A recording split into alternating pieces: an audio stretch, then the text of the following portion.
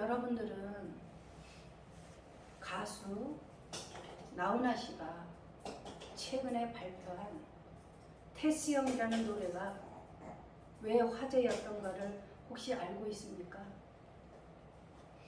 한번 가사를 들어보십시오. 어쩌다가 한바탕 턱 빠지게 웃는다. 그리고는 아픔을 그 웃음에 묻는다. 그저 와준 오늘이 고맙기는 하여도 죽어도 오고 마는 또 내일이 두렵다. 아, 테스 형. 세상이 왜 이래? 왜 이렇게 힘들어? 아, 테스 형, 소크라테스 형. 사랑은 또 왜 이래? 너 자신을 알라며 퉁 내뱉고 간 말을 내가 어찌 알겠소? 모르겠어, 테스 형. 우리 아버지 산소에 제비꽃이 피었다. 들국화도 수줍어 샛노랗게 웃는다. 그저 피는 꽃들이 예쁘기는 하여도 자주 오지 못하는 날 꾸짖는 것만 같다. 아, 테스 형, 아프다. 세상에 눈물 많은 나에게 아, 테스 형, 소크라테스 형. 세월은 또 왜 저래? 먼저 가본 저 세상 어떤가요, 테스 형? 가보니까 천국은 있던가요, 테스 형? 아, 테스 형, 아, 테스 형, 아, 테스 형. 이 노래 가사는 처음부터 끝까지 본인이 하고 싶은 이야기가 다 들어있는 것 같습니다. 이 세상이 왜 이런지, 세상이 왜 아픈지 물어보고 싶은 심정을 노래하고 있습니다.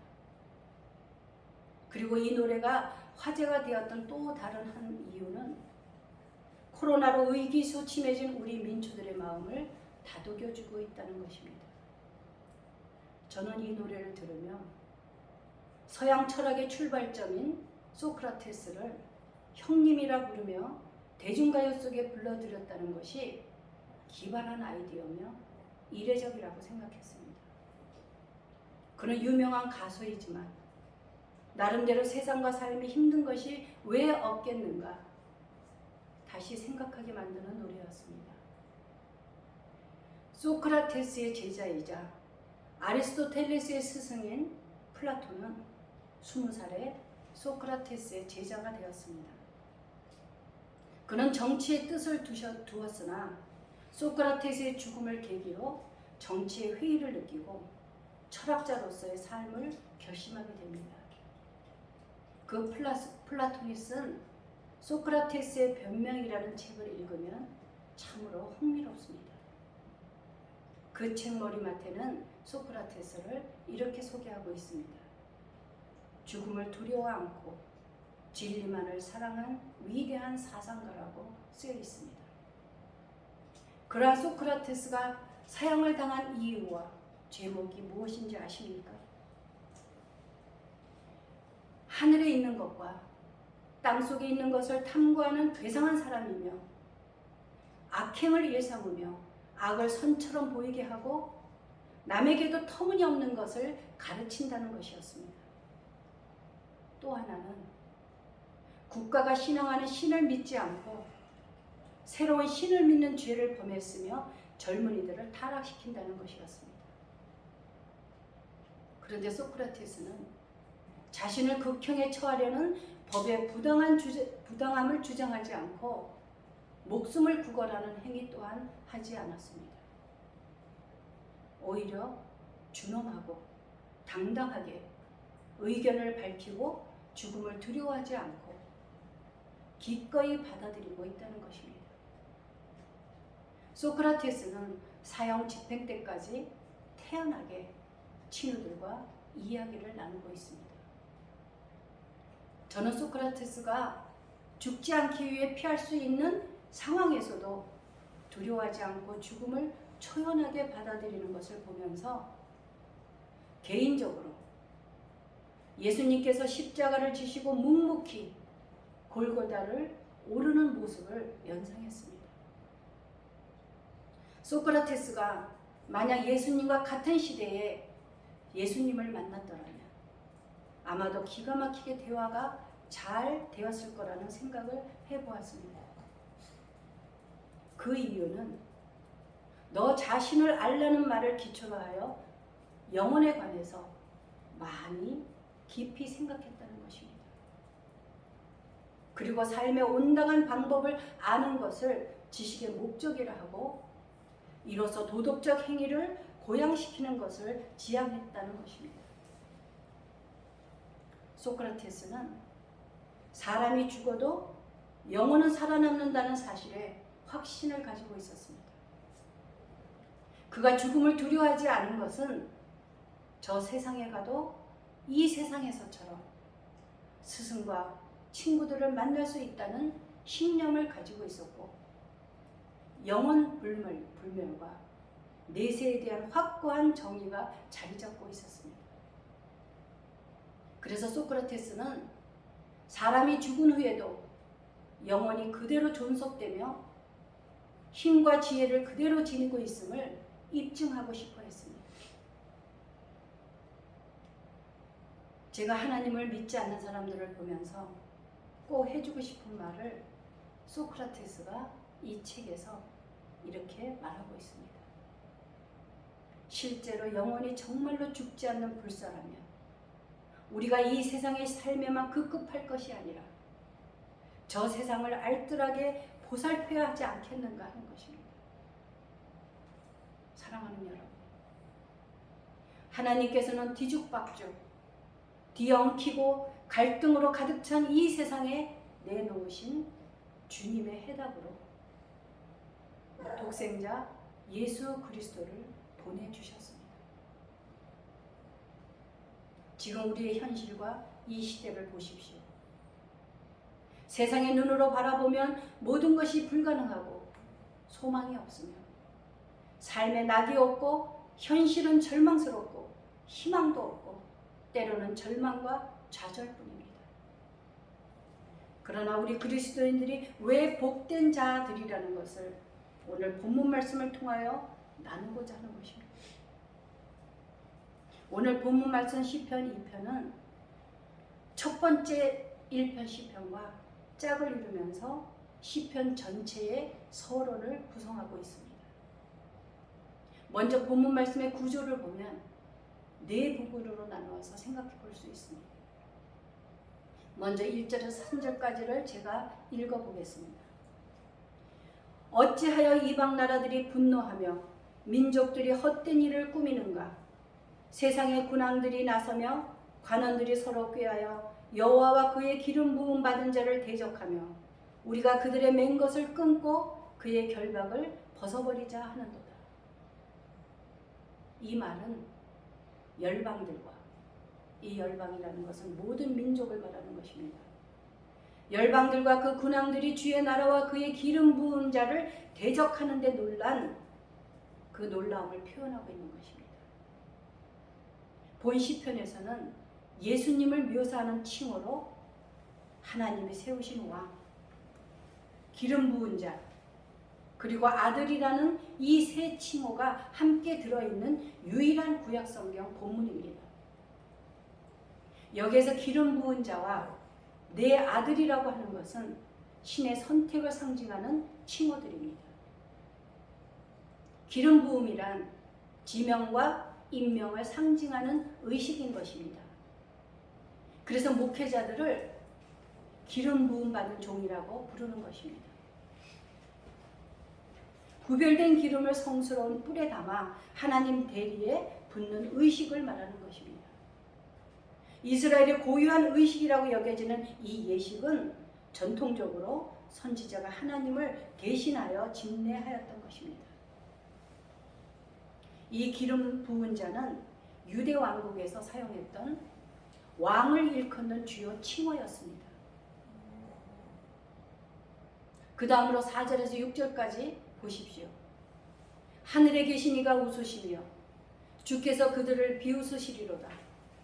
그때의 분을 바라며 진노하사 그들을 놀라게 하여 이르시기를 내가 나의 왕을 내 거룩한 산 시온에 세웠다 하시리로다. 이 말씀은 반역하는 인간들에 대한 하늘의 왕이신 여호와의 진노와 비웃으심을 묘사하고 있는 것입니다. 하나님은 그들을 비웃으며 조롱한 뒤 크게 진노하여 주께서 어떤 모습으로 그 반역자들을 대처하실지를 밝혀주고 있다는 것입니다. 이제 주께서 그의 기름 부은 자를 통해 구원을 이루시리라는 선포를 하시며 그의 왕을 그의 성산에 세우신다는 것입니다. 하나님께서는 인간의 교만과 권력에 대한 하나님의 대응은 아들을 시온에 세우는 것이었습니다. 이는 이스라엘의 왕 정도가 아니라 하나님의 참 아들이신 예수님을 가리키는 것입니다. 세 번째로 7절에서 9절까지를 읽어드리겠습니다. 내가 여호와의 명령을 전하노라. 여호와께서 내게 이르시되 너는 내 아들이라. 오늘 내가 너를 낳았도다. 내게 구하라. 내가 이방 나라를 내 유업으로 주리니 네 소유가 땅 끝까지 이르리로다.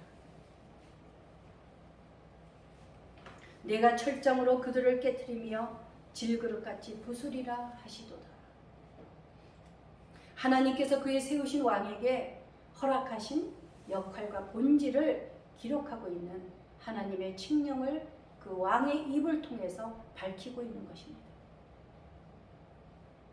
아버지 되시는 여호와께서 오늘날 그의 왕을 주의 아들로 삼으신 것입니다. 그 아들에게 모든 열방을 다스리고 정복할 힘을 약속하시고 계신 것입니다. 사랑하는 여러분, 하나님은 세상의 주인이십니다. 세상을 지배하는 것처럼 보이는 사람들이나 권력은 모두 주님의 주권 아래 있다는 것을 기억하십시오. 한 나라의 왕이나 대통령을 세우는 분은 바로 하나님이십니다. 그가 악한 왕이든 선한 왕이든 하나님이 세우신다는 것을 그리스도인들이라면 의심하지 말아야 합니다.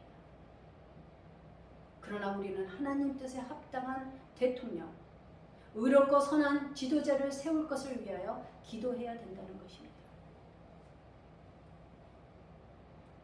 이 세상은 우리가 쉽사리 실망하고 두려워하게 만들고 세상 권세자들이 유일한 현실이라고 받아들이도록 우리를 유혹합니다. 그러나 언제나 주님은 세상을 다스림으로 어떤 두려운 일이 닥친다 해도 주님께서는 우리의 피난처가 되신다는 것을 잊어서는 안 됩니다. 세상 사람들에게 굴복하는 것은 세상을 따라서 사는 것만큼 영적으로 치명적인 것입니다. 주님이 세상의 주인임을 잊어서는 안 되는 것입니다. 하나님은 세상의 힘에 눌리지 않으시고 우리 또한 세상에서 놀림을 받거나 험한 꼴을 당한다 해도 겁을 내서는 안 되는 것입니다. 우리가 어렵고 힘들 때 하나님은 우리의 방패가 되어주시고 우리의 피난처가 되어주십니다. 이스라엘의 두 번째 왕 다윗 왕은 여호와께서 그 모든 원수들의 손에서와 사울의 손에서 건져주신 날에 이렇게 하나님께 고백하고 있습니다. 여호와는 나의 반석이시오, 나의 요새시오, 나를 건지시는 이시오, 나의 하나님이시오, 내가 그 안에 피할 나의 바위시오, 나의 방패시오, 나의 구원의 뿌리시오, 나의 산성이시로다. 이것은 오늘 여러분들과 저의 같은 고백이라고 할 수 있습니다. 사랑하는 여러분, 세상에는 온갖 미디어들이 매일 무서운 이야기들을 수없이 쏟아내고 있습니다. 이제는 세상에 대하여 불신과 의심, 불안과 두려움을 가지도록 만들고 사람들은 더욱 악해져가는 것을 보게 됩니다. 이러한 세상에서 정신을 똑바로 차리고 주님 안에서 피난처를 찾는 법을 배워야 한다는 것입니다. 이 피난처라는 것은 문자적으로 대피소나 보호된 장소를 찾는다는 의미인 것입니다. 지금 온 세상은 더 이상 어디에도 안전지대는 없습니다. 오직 여호와만이 우리의 피난처가 될 수 있습니다. 그러나 세상 사람들은 하나님께 순종하는 것이 우리를 올감해서 자유롭지 못하게 한다고 말합니다. 그러나 실제로 참 자유란 우리를 지으신 분을 섬기고 예배할 때 찾아온다는 것입니다. 이제 끝으로 10절에서 12절까지를 보십시오. 그런즉 군왕들아 너희는 지혜를 얻으며 세상의 재판관들아 너희는 교훈을 받을지어다. 여호와를 경외함으로 섬기고 떨며 즐거워할지어다. 그의 아들에게 입맞추라. 그렇지 아니하면 진노하심으로 너희가 길에서 망하리니 그의 진노가 급하시니라. 여호와께 피하는 모든 사람은 다 복이 있도다. 이 말씀은 세상의 군왕과 권세자들에게 주의 왕 되심을 인정하고 항복하라고 권유하고 있는 것입니다. 그렇지 않으면 그들은 주의 진노하심의 처벌을 면할 수 없다는 것입니다. 시편 속에 나타난 열방들은 하나님의 대적으로 등장하고 있습니다. 이 열방들의 여호와에 대한 반란은 다른 것이 아니라 여호와의 다스림과 관계없이 독립적인 권세를 잡고 남용하는 것을 말하는 것입니다. 이러한 반란에 가담하는 국가나 민족 또는 집단이나 조직들은 하나님의 진노 아래 놓여 있다는 것입니다. 최고의 강의 설교자이자 탁월한 복음주의 지도자 마틴 로이드 존스는 무신령을 구하는 영혼의 의사로서 평생을 설교자로 전심전력을 다했던 한 사람이었습니다. 그가 설교와 설교자는 책에서 모든 설교자들에게 이렇게 권면하고 있습니다. 설교자는 하나님 편에서 하나님에 대해 말해야 하며 회중의 상황과 그 영혼의 상태에 대해 말하는 것은 물론이고 설교자는 그들이 나면서부터 하나님의 진노 아래 있음을 말해주어야 합니다. 그들이 하나님을 거스르는 삶을 살고 있고 하나님의 심판 아래 있음을 말해주어야 하며 영원히 계속될 두려운 일이 그들 앞에 놓여 있음을 경고해 주어야 합니다. 어떤 경우에든지 설교자는 이 생의 삶은 잠깐뿐이라는 것을 모든 사람에게 분명히 보여주어야 한다고 기록하고 있습니다. 이러한 것을 생각할 때 우리의 부모님 그리고 먼저 간 나의 형제들은 다 어디에 갔을까요? 인생은 잠깐 지나갑니다. 우리는 살아있는 동안 불멸의 영혼이 있음을 믿고 거기에 대책을 세우며 오늘을 살아야 한다는 것입니다. 우리들은 불멸의 존재라는 인식과 믿음을 가져야만 합니다. 내가 천국 시민으로서 불멸의 영혼이라는 자각이 없다면 늘 환경과 문제에 전전긍긍할 것입니다. 그래서 우리 하나님 믿는 자들은 좋다고 마구 좋아하거나 나쁘다고 기죽거나 실망하거나 좌절하지 않을 수 있다는 것입니다. 언제나 요동하지 않는 심지가 견고한 자를 하나님께서 기뻐하신다는 것을 기억하십시오. 전도서에서 말씀합니다. 어떤 사람은 그의 영혼이 바라는 모든 소원에 부족함이 없어 재물과 부요와 존귀를 하나님께 받았으나 하나님께서 그가 그것을 누리도록 허락하지 아니하셨으므로 다른 사람이 누리나니 이것도 헛되어 악한 병이로다. 우리는 세상을 주관하시는 하나님께서 허락하셔야만이 모든 것이 가능하다는 것입니다. 우리는 이미 그리스도 안에 들어온 구원받은 사람들입니다. 거기에 합당하게 살아가는 자녀로서 힘써 행하면 그 다음은 하나님께서 모든 필요한 것들을 다 채워주신다는 것입니다. 사랑하는 여러분, 오늘 본문 말씀 끝절을 보게 되면 여호와와 기름 부으신 자는 바로 심판을 시행하지 않고 회개할 기회를 허락하는 자비를 베풀어 주십니다. 오늘의 시편의 말씀은 우리들의 피난처는 주님뿐이심을 가르쳐주고 계십니다. 그래서 여호와께 피하는 모든 사람은 다 복이 있다고 주님께서 말씀하시는 것입니다. 기도하시겠습니다.